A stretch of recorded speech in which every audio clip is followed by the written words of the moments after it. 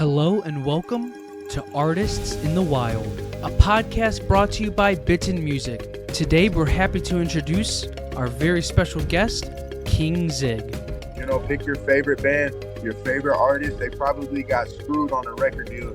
With the oversaturation of music and just like how much there is, sometimes we lose sight to like these are real people behind these songs. The beauty of that to me is you have all plus. You're in the black already. All right. Well, we want to welcome to the show today a very special guest. We're very excited to just dive in and learn more. We want to give a warm welcome to our buddy, King Zig. How are you doing, man? I'm great. How you guys doing today? We're Doing good. pretty good. A little cold Great. outside. A little. Oh, man, I wish it was a little cold outside. It's freezing. Yeah. Oh, yeah. Well, we want to dive in and just ask some questions, get to know more about you as an artist, about your journey through music, through your career, and just learn more about you. So, the first thing that I want to ask that I think is super important is for you, why do you think music is important? Well, I think from such a very young age, like music was just always present. It was always something that was outlet. When you go through trauma and stuff when you're young, music is something that's not gonna hurt you or, put you in a bad situation for the most part, just by listening to it. So music in itself, you know, um, has just always had a healing property, whether it was, listening to Beethoven in daycare or, you know, the all types of colorful CDs and albums that my mom had in the back of her car, um, and playing those on the jukebox and everything, and it's just followed me my whole life. There's never been something that doesn't leave me quite like music does. Yeah. Yeah, music is something super incredible. It's a very personal thing to all of us, and I think that that inspires a lot of people to become artists. But if we're looking at the way that the industry is today, you've been in the industry for a while, you've seen the way it's changed. Given the current state of the music industry, what do you think is some challenges that is setting back up and coming artists? Yeah, I think every step of the way there's a challenge for up and coming artists. Whether that's choosing your name or deciding whether or not you want to turn a hi-hat up in the final mix of your album. So at each step of the way you're met with a challenge. I think one of the hardest ones, just for new up and coming artists, is finding the capital to make the ideas that you have happen. That becomes difficult when you're not very well known and you may not be making your capital off of your music. So, with life being as expensive as it is and everything, and if you don't have a really good job, you know, it becomes hard. Yeah, it becomes hard, and really keeping that fuel for your love of music sometimes is like the only thing keeping you through those like challenges that you run into when you're actually um on the grind trying to become an artist. Um so obviously through the industry we've seen as music consumption has changed. We've gone from vinyl as being like the main way that people have listened to CDs and tapes to radio, and now we're in this new age where it seems like streaming is the number one way that like music consumption is for consumers. And with that, why do you think streaming has become so prevalent, and why do you think it's like the number one way that people consume music? Well, if you think about it, Luke, we're all on the go. So everybody's moving 24/7. We need a way that we can take the music with us. Like I said, music followed me my whole life. But sometimes we need to take it with us, and I feel like streaming allows you to do that. I think majority of people listen to most of their music in the car. Um, and if not, they're listening to it on their phone, whether it's working out or just hanging out at the house. Um, and so then you have people like you and I and Jeff, for example, that we listen to music in the studio a lot. And so you know, for streaming, it's also cost efficient for customers to be able to stream. Just I can press play as many times as I want, right? Hmm. That's I think what the whereas like I did before, I would have to load up a CD, take it out, make sure I don't scratch it. I gotta put all that stuff, or even before that, you have a vinyl, have to be careful with the needle, make sure that it Yep. doesn't, scratch the vinyl again.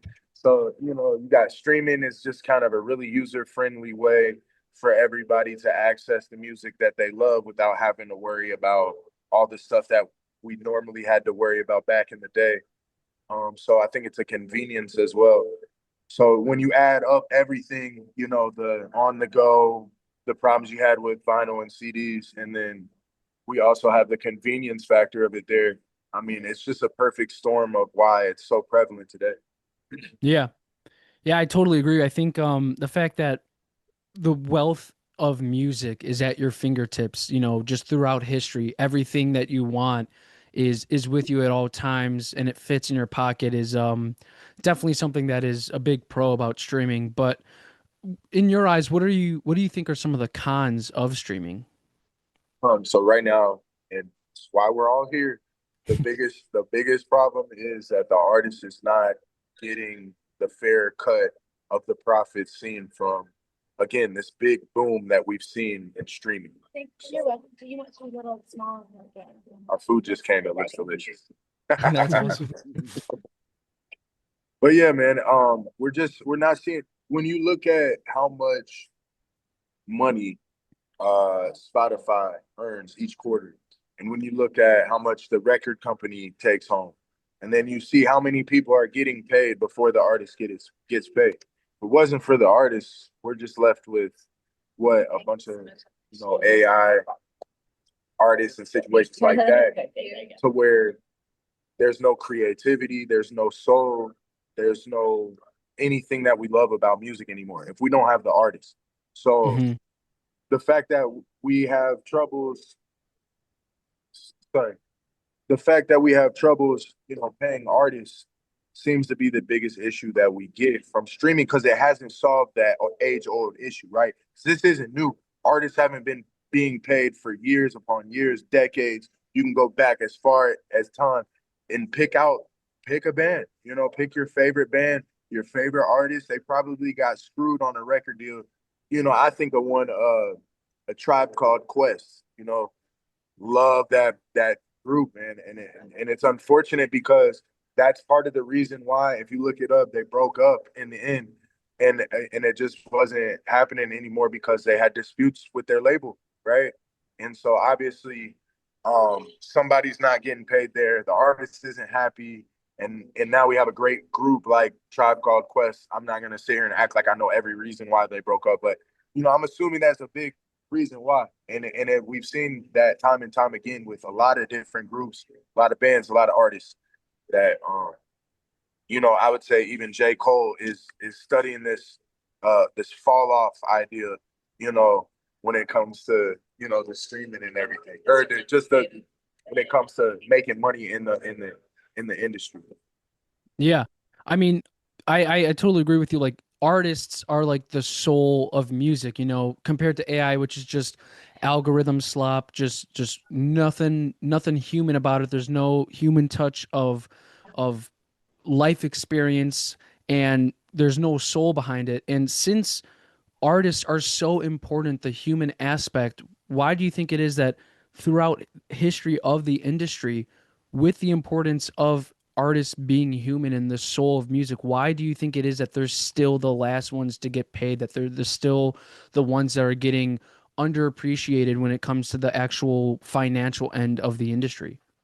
Well, I mean, there's so many things that go into making a record, um, to where acting like the artist is the only person that contributes to a hit record or to a Grammy. Look at, I don't know if you guys ever saw The Last Dance, or you're the Bulls fan, right? So, when you look at the Bulls dynasty, right? It's a dynasty. You got the players, right? Hmm. And you got, I forget the general manager's name, but you got the GM, then you got the owner, you got the coach, right? But Michael Jordan was always there to remind us that if it wasn't for the players, none of this stuff would be happening, right? And I think Hmm. that's what you're seeing in music is there's a lot of players here, right? But there's also a lot of GMs and coaches and owners, which would be i.e. the producers, the beat makers, the engineers. So many people are touching the music before it's finalized. And so then when you look at the greed and then when you talk about being human, right? Humans are greedy people. And so when we look at our contributions toward certain things, I think a lot of people have this mindset of if it wasn't for me, then and fill in the blank there. So um yeah, I think I think that's what's the problem right now is a lot of greed and and so when you look at why artists aren't being or maybe looked at like they're not, it's dehumanizing, right? It's dehumanizing to be treated as if you're expendable, right? Or I can just find the next best thing, right? What's the next big thing? And we live in a really fast pace, right? Everything I've been saying, on the go type of society. We move on from things quickly. Um, and we're instant gratification type of people, right? And these type of things take time and practice. It takes people's whole lives to become, virtuoso, if you will, or if you look down the line of history, these great successes, most of them didn't happen overnight. And I think that's another aspect that has kind of hurt the artists over the years is just this idea of this overnight success. Like I can just find the next best you tomorrow. When I Hmm. wake up, it'll be online, the next best thing. And it's just like, well, again, this idea of the overnight success has hurt the overall soul and human aspect of the artist, right? And so again, you're adding up all these factors. It creates a perfect storm of this environment that we've now had to deal with in the industry. You Yeah, know for what? sure. I'm going to go off a little bit on some of that stuff. That I'll let him get some of your food in there. I'm so sorry, God. I'm That's okay. No, repeating. no, no. Go for it. Totally fine, man. Enjoy. I'm just gonna just take the reins a little bit first. So, well, I mean, one of the things that happened, with the whole advent of creating Bitten was, obviously the things evolve. People have records first, people, I mean, and really there was even before they had stereo records, they had mono records. And then they had stereo records, and that was, it had its own, time. And then the CDs came, and then people were going, "Oh, this is more convenient. I have them in my car. I have a boom box. I have, and I can actually." Then it came to the place where you could rip the CDs, and get the information off. And I think when that idea of MP3s kicked in, and then we could send them to one another, that changed the whole world. It was funny because then it was back. I was at a clinic with Albie, who was my colleague at USF back in the day. Um, we we went to a clinic from this guy from Nashville, and his name was John Thompson, and he was a very well-known producer, manager type guy. And this was, I think, like 2005 or 2006. He said then, um, streaming is where it's going. And I was like, "You're kidding. No way. No, how can it go?" Like, I didn't believe him, and but but then as time went on, I was going, he was right. This is exactly where it's going, for all the reasons that you spoke about. Those were all the all right on, assessments of the current situations of people's consuming of music. So, but the thing is, that was like, I had a project that I did called the Friendship Album that I did. It took 20 years to make, and again, part of that was, it also spoke to the idea of, how do you get the capital to create music? So for myself, the luckily was I had a teaching gig, and I was able to work with some of the best upcoming new artists and upcoming excited, musicians and technicians. And I was like, it was holy cow, what a beautiful thing this is. I'm here, I'm helping artists create things and learn the gear and learn the equipment and learn the software, and so, but that allowed me to be able to, you know, to do more recording on my own, whether it was at my own studio or at the school. I was able to fund it because of that. That was my like Exactly. kind of bedrock, so, but then even after that, even after I got it done, I was like going, okay, so I create this, I actually put it out there.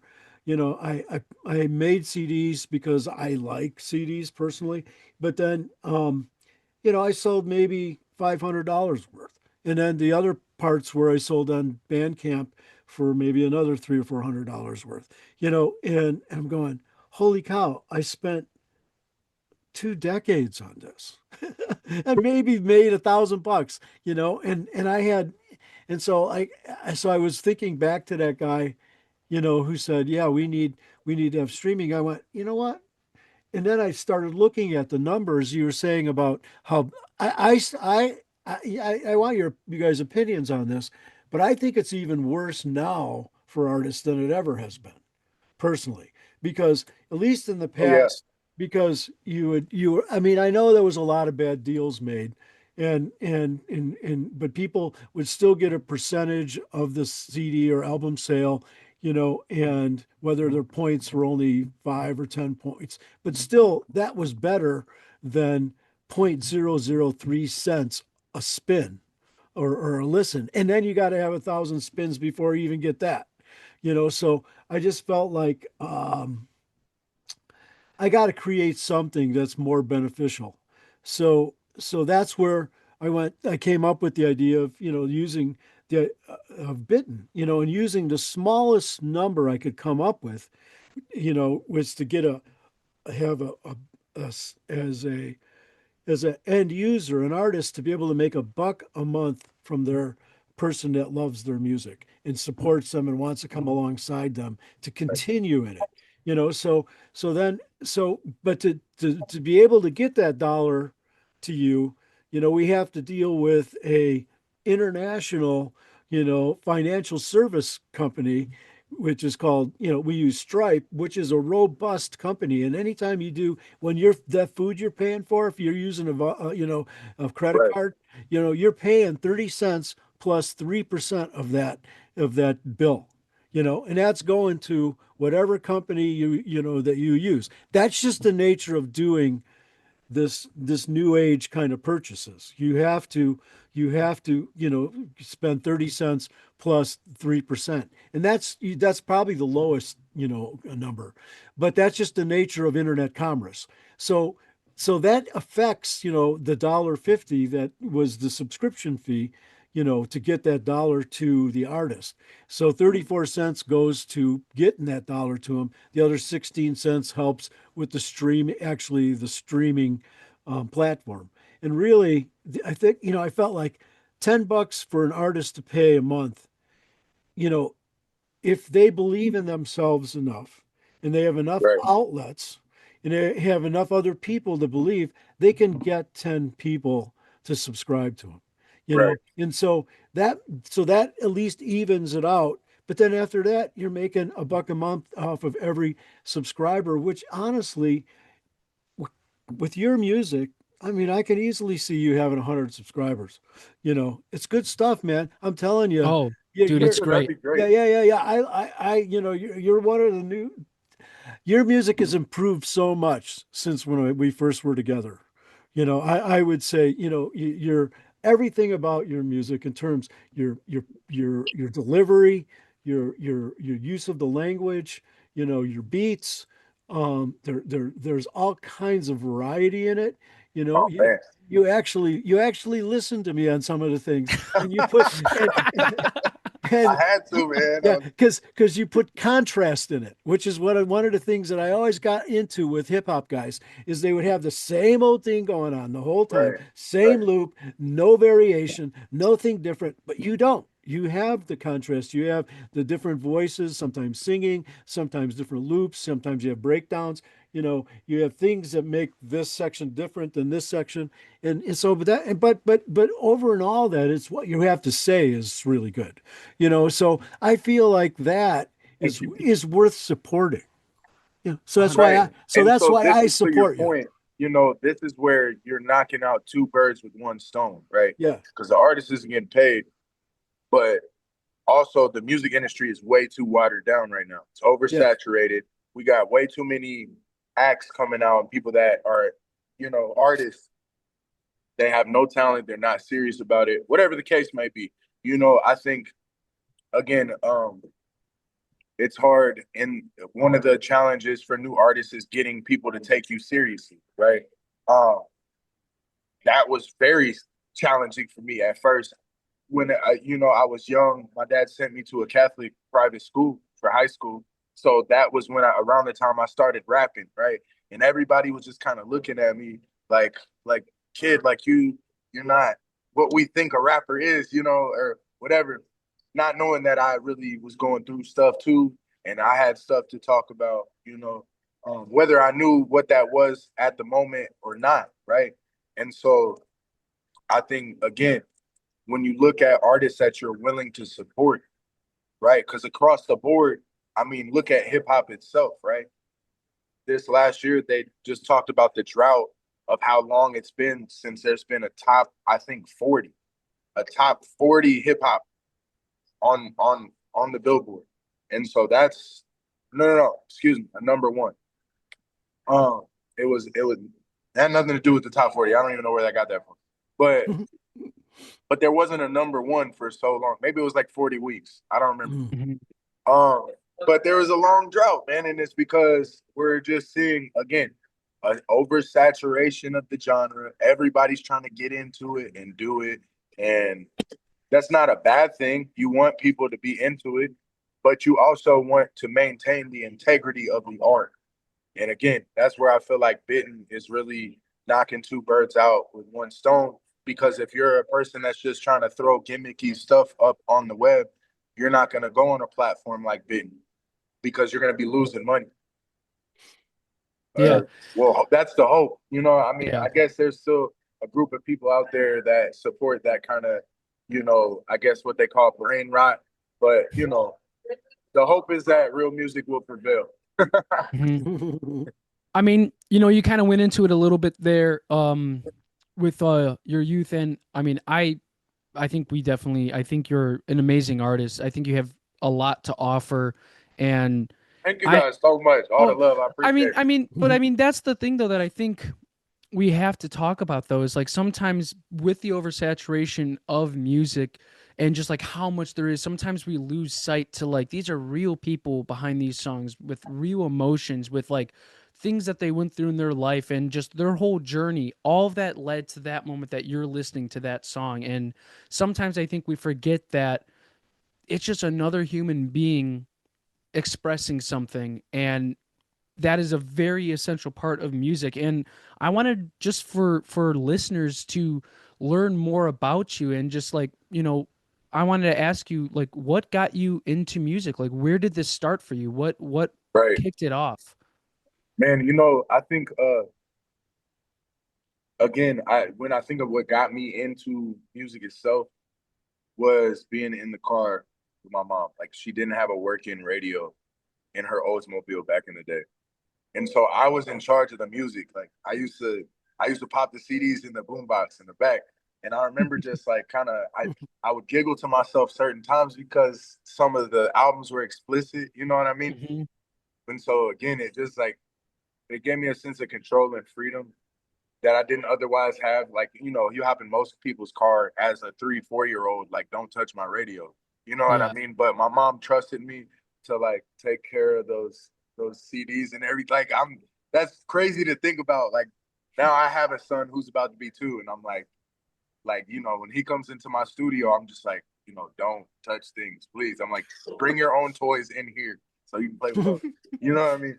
So then you fast forward a little bit. I think I was about 13, 14 years old when my grandpa bought me my first guitar. or really my only guitar. I said first guitar, like I've had a bunch of guitars. I got bought a guitar. I had already kind of gotten into like keyboarding classes when I was in seventh grade.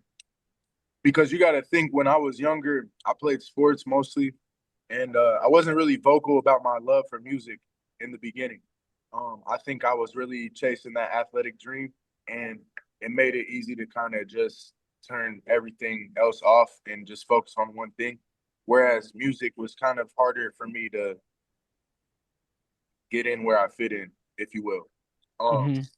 and as different as that may seem, like for me, it was like a leap of faith being into it, right? Like I started doing the keyboarding class and I got good. I knew like a bunch of songs by the end of that year. I was playing like real classical music. I wasn't even just playing like row row row your boat. Like I was excelling in that class and I remember getting my hands on a book that had a bunch of classical music with Bach and Beethoven and a whole bunch of stuff and I was learning how to play that stuff and I played a really tough piece of music. I can't remember what it's called. I can play it still to this day, but I don't know what it's called. But I played that for my final and passed the class. And I remember I was playing up there with kids that had already, you know, played piano and had lessons before. You know what I mean? So I already knew I had a propensity for it. And then I just remember having a friend, Max. Shout out to Max Wells. I always shout him out when I talk about my origin stories because he was kind of one of the first guys in the neighborhood that I was friends with that started recording himself at his house, and so that really just kind of opened our eyes up to the world of like what was possible, what we could do. Seeing somebody else that looked like me doing it, and then also doing a genre that we love and hip hop and everything like that. And so I just remember always kind of getting into writing raps, never really taking it seriously. I remember getting in trouble when I was in ninth grade, going to Carmel High School. I had in school suspension. And that's when I really sat down and wrote my first serious rap. And it was I just talked about my mom and, I talked about a lot of stuff in that rap. And I remember I called up my grandma and I rapped it to her over the phone. And she was crying. She was like, Brian, like, that's a hit. And I never recorded that song. It was called like It Hurts Me to Hurt You. And it was just, it's history from then. I just kept actually watering that seed and I asked for a setup for my birthday so I could record myself. And I got that on my 16th birthday. I just had a microphone, a computer, and a Tascam like U600 or something like that. It's like the basic of the basic setup that you had. Sterling Audio ST55. Mhm. And I just kept teaching myself, and it's literally blossomed into this thing. Like, I ended up going to St. Francis for football. It's so funny. Daria just happened to be there, so even that is just crazy, to see how far things have come. And now, you know, to have Jeff and even yourself say the things that you guys are saying about my music, that story isn't told enough. And I could literally, I'm gonna say this lightly, but I could never be like famous or anything. Like nobody ever really recognized me as an artist, and I'd still be happy if I was able to continue working on music with people and influencing people like people like Jeff influenced me, and that's where I'm at with it. I've been able to make a piece that I feel like I wouldn't have ever been able to have, you know, through music. So Yeah. I mean, your story's incredible. I think it's super inspiring. And I think you could hear that love and that passion through your music 100%. And I do want to say congratulations as right now, King Zig, you are at 11 subscribers on Bitten, which is awesome. that means Which is one of my awesome. friends just signed up. My friend just signed up. Nice. I'm very stoked for you, man. And I definitely want to ask you, you have a lot of material, a lot of great stuff. You've been in the game for a long time. You've been grinding and just pushing and just trying your best at just pursuing this as a passion and a love. And I want to ask you, because you've been one of the most bold people in terms of just like your thoughts on the industry. I mean, obviously we could hear it in, your zeal with how you're talking right now, but even just going through your socials and all of that. And at a certain point you made that switch to Bitten. And I just want to ask, what was that breaking point for you? What was the thing that made you go and want to throw your stuff up on Bitten? Well, I think, the whole idea of bit, right? It's all in the name. And I think when I talked to Jeff too, that's when that really clicked for me, was when he told me I was bit. And I was like, dang, like, you're right. Like, I can't get off of this thing. And it like all signs were pointing towards like Spotify is just, I mean, they raised the price again. You know what I mean? And do you think the artists are going to get that reflected in their streams? No. And so it's just going to be profit, profit, profit. And again, I just get so tired of the rat race. I don't even operate that in, I don't operate like that in real life. You know what I mean? I'm not going to sit here and scrape for crumbs while the big dogs are sitting here eating off of my hard work, basically. You know what I mean? And Mm-hmm. look at most companies where they have you working in a factory or, warehouses. And that's not to say that those are bad jobs. They give you good benefits and stuff like that. But if you're really trying to be that person that creates that company, you know, yeah, you may need to start off there, but like eventually you have to rise above that. And I felt like Bitten was the perfect opportunity for me to rise above the system that's currently in place for artists. Because it's really hard. It's either go with the streaming model or like Jeff said, hopefully you make $500 to $1,000 on Bandcamp or something like that.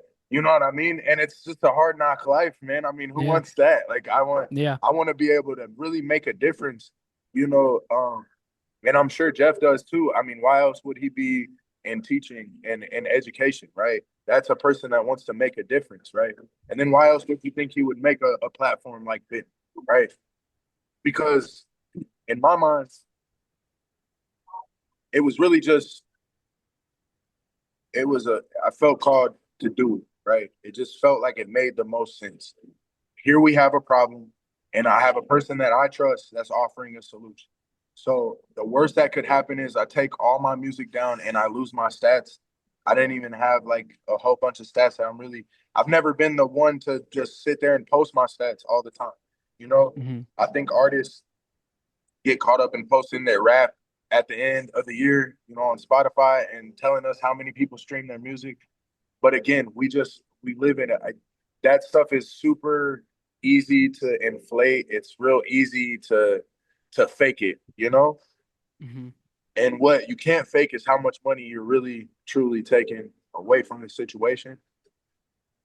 So I think again, a perfect storm met a perfect storm. Like it's just I've used that terminology a few times, but I think it's really just a perfect storm of everything telling me like I feel I hate to be bashful about my belief in God, but I felt like God was really calling me to make a difference.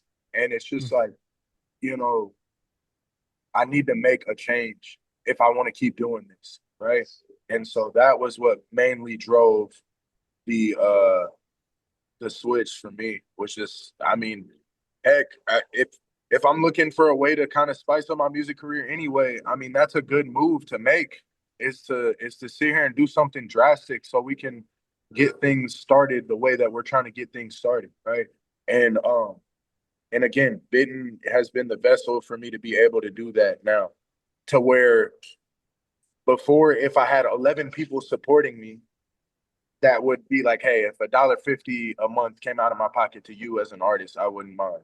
You know what I mean? Mm-hmm. That wouldn't have done me any good anywhere else, right?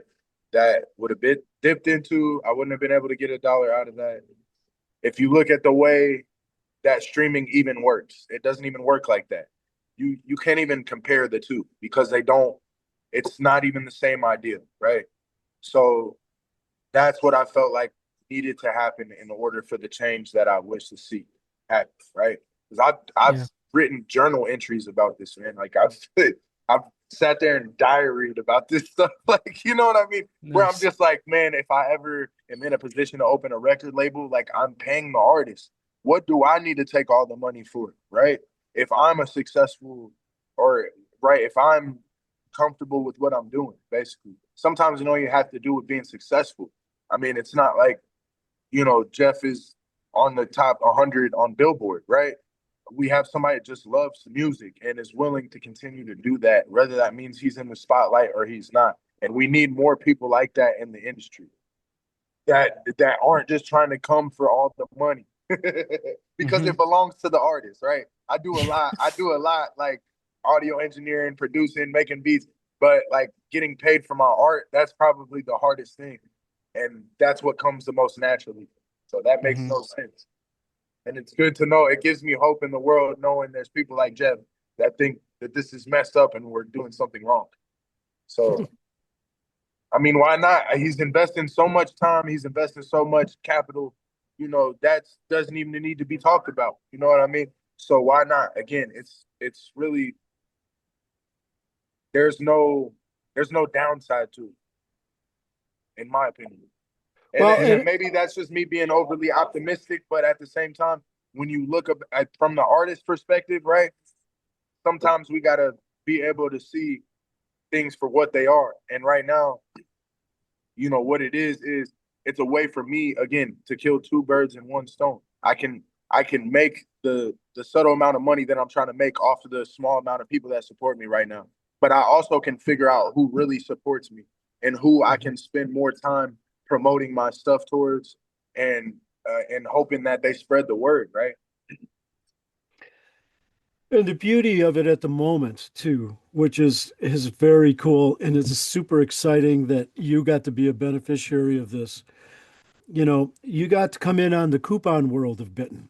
This took us over a half. No, it took us since March of last year to be able to build out the coupon mechanism for both artists and subscribers. So you got to get the 3 month free coupon, and with at the people that subscribe to you, you're already getting paid.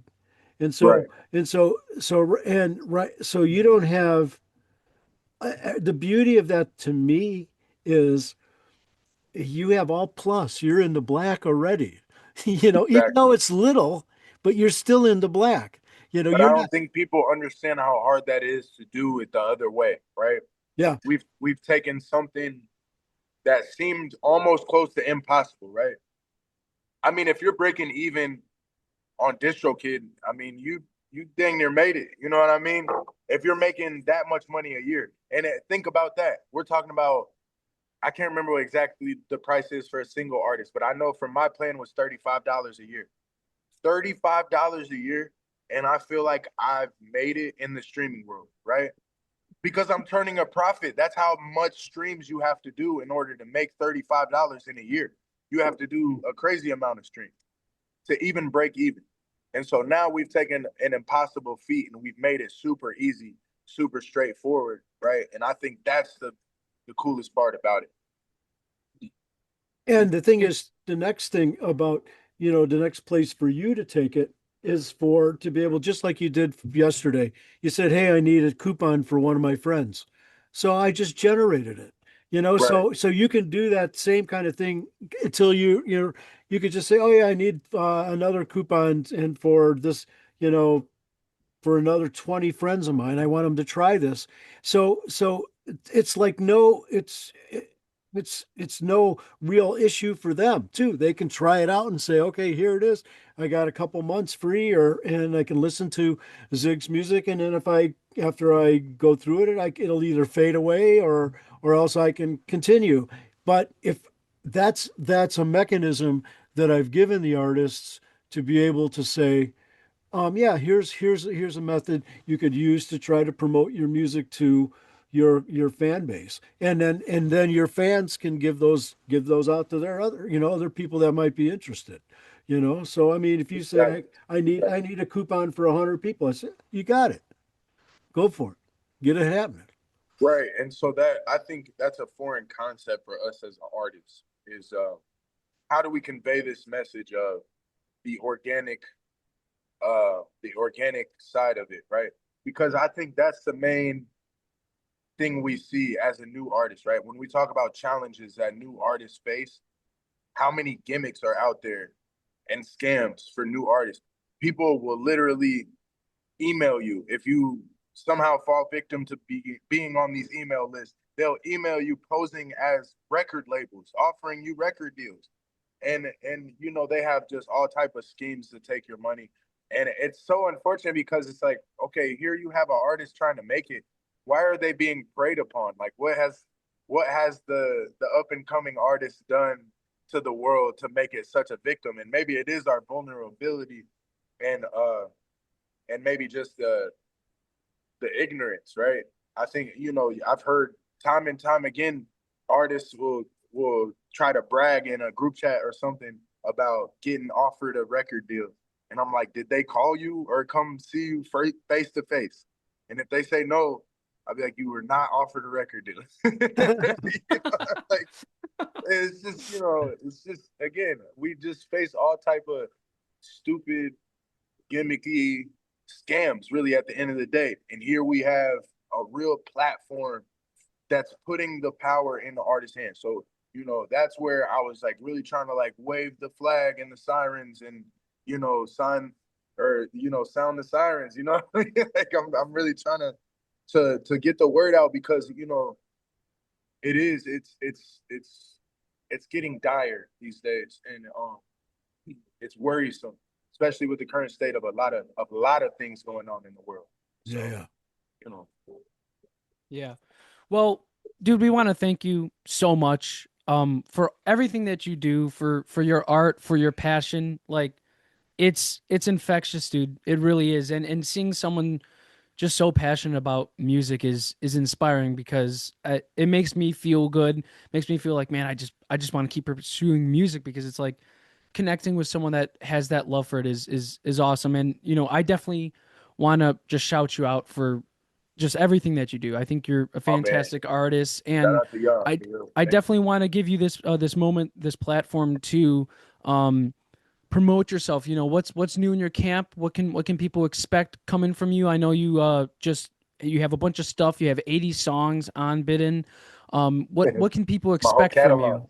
Yeah, man. Yeah, no. So my whole catalog is on Bitten, that I had currently released on all platforms. I still do release projects for free on YouTube and SoundCloud. I'll always be a man of the people, you know. And I really think that's what's going to continue to drive the progress here is the love for music and the love that we have for the art form and for each other, for that matter. You know, I mean, that's really what's driving Bitten. And so, you know, you definitely look forward to a new album coming soon. I'm thinking about potentially trying to crowdsource it. I don't know. We'll be looking at the financial situation here in a couple months and kind of assessing like the time frame for it. But you know, I'm working on a really, really um, cool project. It's called Zoned into Greatness. So it's my namesake, ZIG, Zoned into Greatness, and I'm just really excited to continue to spread the message, man. I'm working on an EP as well. Like I've just been really hitting it hard with the beats, and a lot of the samples I can't clear. So I'm thinking about just like dropping an EP for free. On like I said, I dropped a lot of free projects, so I'm gonna be calling that free samples, and it's just gonna be a little EP that I put out, you know, to promote the album and everything. And I'm just, yeah, I'm on Instagram. I came off TikTok, man. You know, I'm really it's again one of those things where I'm trying to grow things organically. I'm not too worried about people following me on social media as much as I'm worried about them hearing the music. I would much rather somebody subscribe to me on Bitten Music than to follow me on Instagram. You know, like if I got enough people to follow me on Instagram, it would help me. But you know, I that's the one thing about my music career moving forward is I want to stay focused on the right things. And that's making the good music, being the change that we wish to see, you know, and just having fun with it, man. I mean, what's fun about having to stress about losing money every time you want somebody to hear your music, or yeah, this is bringing the fun back. It's bringing the life back into creating again. When you feel like we've been saying, we have a goal we can reach 10 subscribers. If you're telling me you're really passionate about music and you can't get 10 people to subscribe to you, then maybe you're not as passionate as you think, or maybe you are and you just around the wrong people. It could be a lot of different things, but again, the platform's here now, and we're able to kind of put that life back into the game now. That whereas it was just no hope before. And again, if you guys are looking for marketing, that's a picture you need to paint. I think you've been painting it well of how hopeless things really were in the past when you go to just like go on, like I'd post my stuff on Spotify and just kind of be happy that it looked official, right? And Mhm. that was really the only benefit of it. It was you look official, and there's nothing else really aside from the slim hope that you grow up, that you could potentially make some money. And so now Yeah. we have hope, now we have life, and now we have that soul back, like you said. Yeah. Well, we definitely want to thank everyone listening for listening in on this conversation. I really want to take this moment real quick to just point everyone that's listening to some fantastic stuff by King Zig, some stuff that I think is just Thank you. absolute bangers. Price of Your Ears, banger. Impala's, banger. Mess With You, banger. Rebellious, banger, dude. Like just super great tracks. The discography's on Bitten. Come give it a listen. Go ahead and subscribe to him. Let's see him grow. And trust me, you're gonna have great stuff to listen to, man. There's a lot of great material there, and we're very excited to work with someone that is so passionate about his career. And I just hope that this continues to grow for you, man. And I'm really thankful for all the hope that you give us just to see you so passionate. And it Yeah, is, man, you guys give and me it's hope, and so I'm glad to the give it proof's back. in the music, man. The proof's in the music. And in the fact that I haven't lost money on this platform. I haven't paid you guys a dime, right? Yeah. And what's happening? We're all making money. That's crazy. That's a blessing, man. And we need to realize the value of that. And I think that's the biggest thing out of all of that. I really appreciate all the love, man. For real. The fact that y'all really listening and hearing me, like it's making everything all worth it. For real. Even back to a story about Impalas. That was actually a school project. Impalas was a school project. And I remember Jeff coming to me and he told me what he said that he likes about my music now was you need to switch the bass line up. He's like, it's just getting repetitive. And so I didn't take offense to it. I was just like, you know what? Maybe I'll try something different. And look where it's taking me now. Like, it's just like you gotta love those type of stories. And the fact that that song still gets spins and people like it is just, it just tells me again we're doing what we're supposed to be doing right now. So much love Yeah, back man. to you guys. Okay. Like I said, y'all giving me hope too. So for real. Yeah, so make sure stay tuned. We got Zoned Into Greatness coming out soon. Make sure to just keep checking up on King Zig's profile on Bitten. And yeah, thanks for your time, man. We appreciate you, man. Yeah, it's an honor to have you a part of this. Thank you Oh very yeah, much. Jeff. We'll be talking. We'll be talking. All righty. All right. Have a good one, guys. Thanks care. again. Take care, man. Bye-bye. Take care. Yep. Thank you for tuning in to Artists in the Wild with our special guest, King Zig. Make sure to go ahead and subscribe to him on Bitten Music and stay tuned for our next episode.